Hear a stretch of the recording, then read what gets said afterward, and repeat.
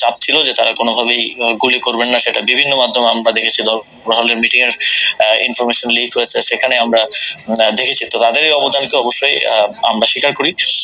তবে কিছু একটা জায়গায় আমার মনে হয় যে যে জায়গাটায় কনফ্লিক্ট সেটা হচ্ছে আওয়ামী লীগের প্রশ্নে, যেটা আমাদের যেই সরকার গঠনের উদ্দেশ্যে ৬ তারিখ বঙ্গভবনে যে বৈঠক হয় ৩ বাহিনী প্রধান এবং রাষ্ট্রপতির সাথে, সে সময়কার আমি আগে একটু বলে নিই, কারণ এর আগে যখন কথা বলছি সবাই অনেকে বলতেছিল যে আমার শপথ ভঙ্গ হয়েছে।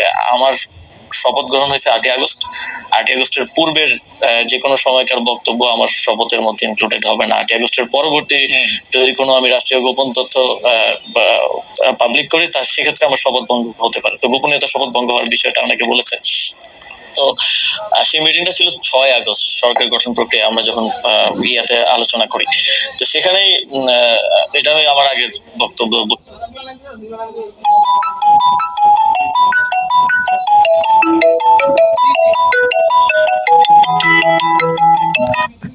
যে সেখানে এই কথাটা এসেছিল যে সেনাপ্রধান বলেছিলেন যে দেশের ৩০-৪০% মানুষ তো আওয়ামী লীগকে সাপোর্ট করে। তো যে অন্তর্বর্তীকালীন সরকার আসবে সেটার তো সবার কাছে গ্রহণযোগ্য হইতে হবে। তো আওয়ামী লীগের সেই ৩০-৪০% মানুষ তো ডক্টর মোহাম্মদ ইউনূসকে হেট করেন। তো এটা নিয়ে আমাদের ৩-৪ ঘন্টার মতো প্রায় এই টপিক সহ আরো প্রাসঙ্গিক অন্যান্য টপিক ছিল, বাট এটাই ছিল মূল টপিক। ৪ ঘন্টার মতো সম্ভবত বৈঠক হয়েছিল। সেখানে আমরা ৪ জন ছিলাম। বাইরে ছিলেন তখন আসিফ নজরুল স্যার ছিলেন, তানজিমুদ্দিন স্যার ছিলেন ঢাকা বিশ্ববিদ্যালয়ের, আরো সমন্বয়করা ছিলেন। ভিতরে আমরা ৪ জন ছিলাম, আমি, নাসিরউদ্দিন পাটোয়ারি ভাই, মাহফুজ আলম ভাই আর নাহিদ ইসলাম। তো তখন মূল আলোচনার বিষয়বস্তু ছিল এটাই। এবং আমি তো আমার আগের সাক্ষাৎকারে বলেছি যে, এবং আমি এটা নিজের থেকে বানিয়ে বলি নাই যে বুকে পাথর চাপা দিয়ে নিলাম, এটা আমি ওনার বক্তব্যকে কোট করেছি। এবং এ বিষয়ে আমার জানা মতে কোনো রিবাটাল বা এরকম কিছু তো আসে নাই।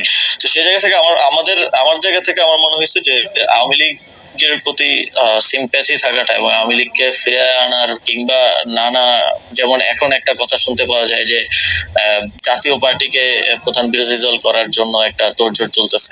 এই যে মেকানিজম করে যে মানুষের ম্যান্ডেট কে ইয়ে করা, ম্যানিপুলেট করার একটা প্রক্রিয়া। এবং এই যে আমি যতদূর জানি যে যারা ডামি এমপি ছিল, তারপর আওয়ামী লীগের যারা সাপোজ যাদের ইমেজ অতটা খারাপ না, তাদেরকে জাতীয় পার্টি থেকে ইলেকশন করানোর একটা পরিকল্পনা চলছে। এই ধরনের উদ্যোগ বা এই ধরনের বিষয়গুলোর কারণেই কিন্তু আমি ব্যক্তিগতভাবে এবং সরকার